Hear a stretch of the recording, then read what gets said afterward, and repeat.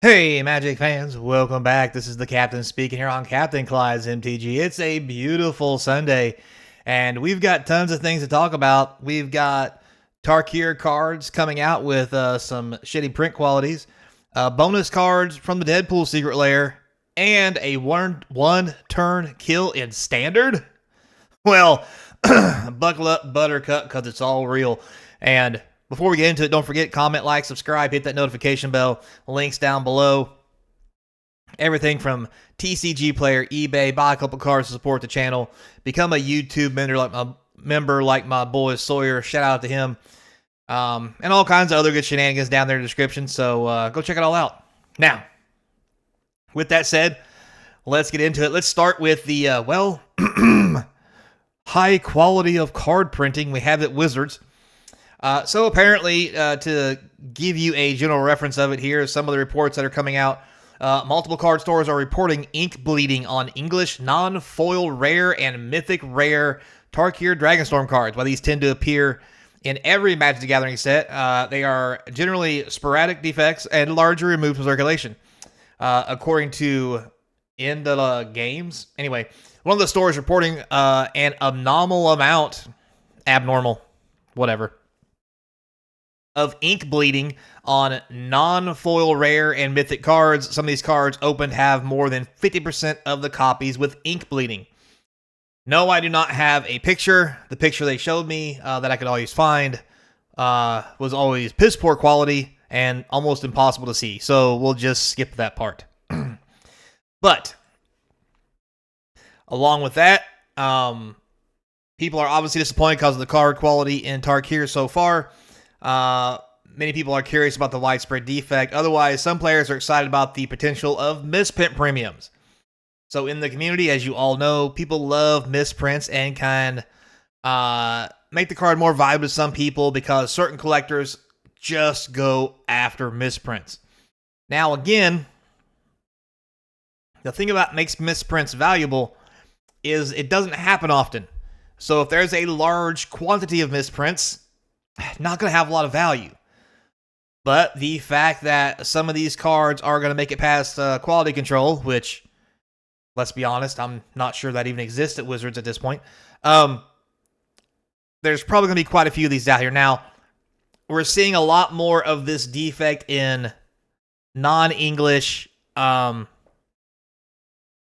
boosters per se, and in the card markets outside the U.S. Now, I don't know if this pertains to a specific print facility, like, some are Japan, some are America, Cardamonde's one of their printers. I don't know who the other one is off the top of my head. But it's going to be interesting to see how that all plays out. So, more recent reports, it says North America is affected by the defect, but on a smaller scale, as I just mentioned. And see, we have a U.S. and a Canadian store owner says their stock was not affected. It appears players will experience this on a case-by-case basis. There's also a mention here, many major MTG personalities like Saffron Olive have stated that they've seen a ton of different vendors state similar things. This defect is certainly widespread. At this point, it's just a question of how widespread. So again, we don't see this as much in North America for whatever that reason is.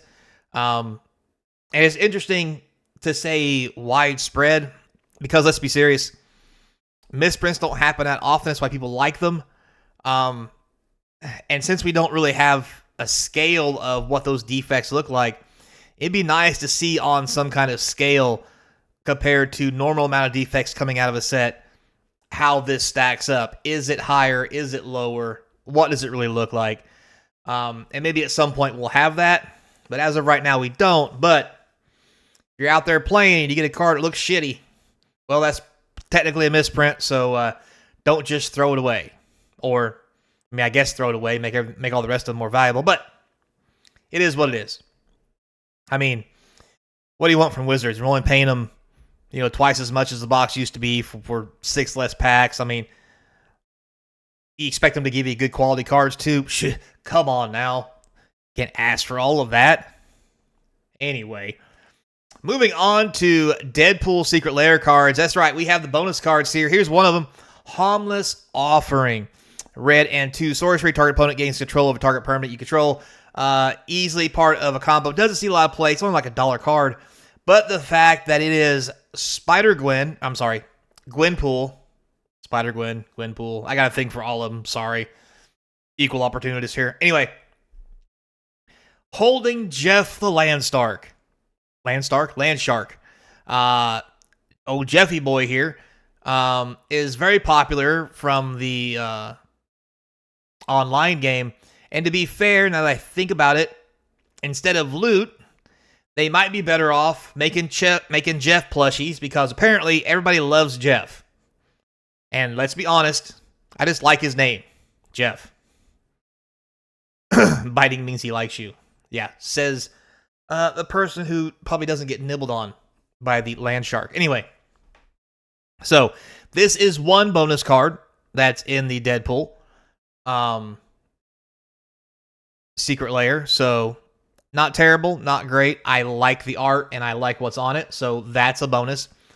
But wait, there's another one, and maybe a more popular card to get. It's this one, the Blacker Lotus.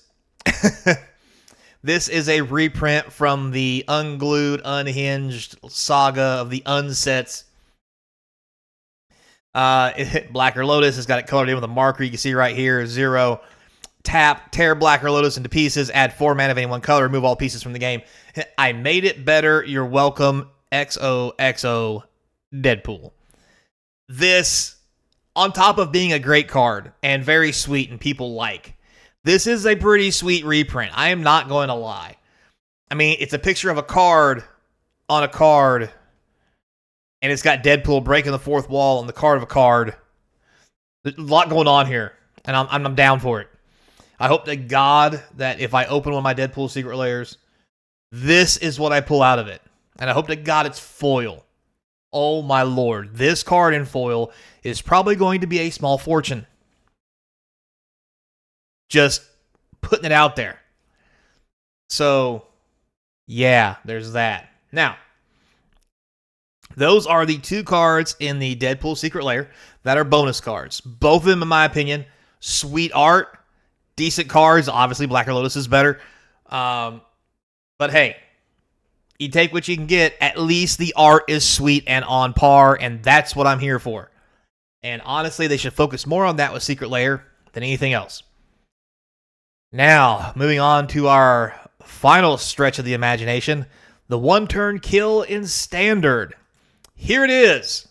Cacophony Scamp, Wild Ride, and Leyline of Resonance. This is the key parts of it. Cacophony Scamp, 1 red for a 1/1. It deals combat damage to a player. You may sacrifice it. If you do, it proliferates.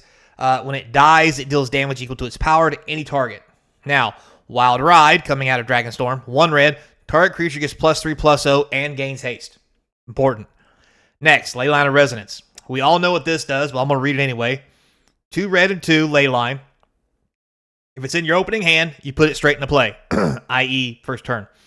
Whenever you cast instant or sorcery spell that targets a single target you control, you can copy that spell and choose new targets if you wish. So you may be thinking to yourself, how does this make a turn 1 kill?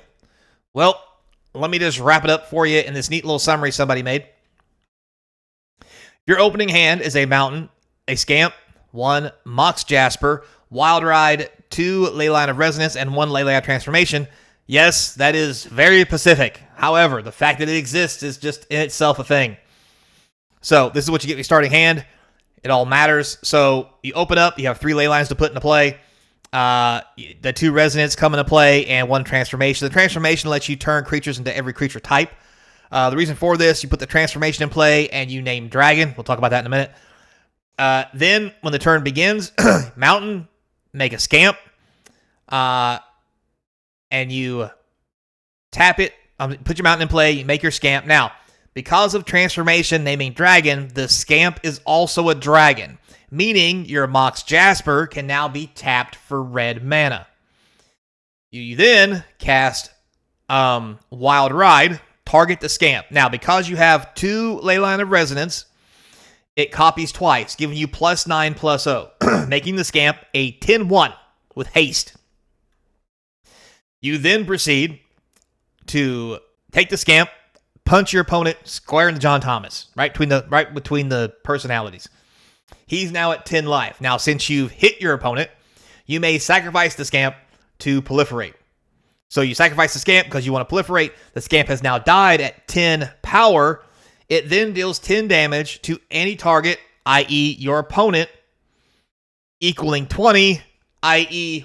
turn 1 kill in standard, and your opponent won't even get a turn. Now again, this is all very hard to do because of what you need. But honestly, the fact that it exists and the fact that someone found it is a testament to the silliness that standard is in right now, that they insist on saying it's fine. But anyway, I don't think this is going to be an issue. Again, it's too hard to get it together, but let's be fair. This can come up in several different deck archetypes that can, we'll say, fuel it rather well, especially when you have things like Sarkin and some other mono red stuff going on, and you could probably build this into the deck as a possibility, 1 out of 100 or 1,000 games, you just get a freebie on turn 1. But to be fair, this could almost work on turn 2 or 3 relatively easy because of the ley line of resonance. So it's going to be interesting to see how this develops. So yeah, if this starts becoming an issue, I don't know what we're going to do. We don't have Force of Will in standard. So I guess we'll just die with pride. I don't know. So all that said, guys, thanks a lot for watching. Until next time, be kind. And as always, I hope to see you across from the game table. And I swear to God, if you pull this on me, I will flip that fucking table. Jeez, I'll have mercy. Oh, dare.